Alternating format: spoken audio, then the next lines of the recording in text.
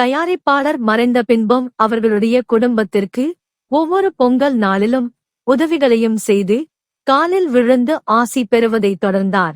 நடிகர் திலகம் மறைந்த பின்பும் தனது குடும்பம் சார்பாக இன்று வரை பெருமாள் முதலியாரின் குடும்பத்தவர்களுடன் தொடர்புகளை நிறுத்தாது பொங்கல் தோறும் சென்று ஆசி பெறுவதன் மூலம் நடிகர் திலகம் மாபெரும் மனிதராக பிரபலமானவராகிறார்.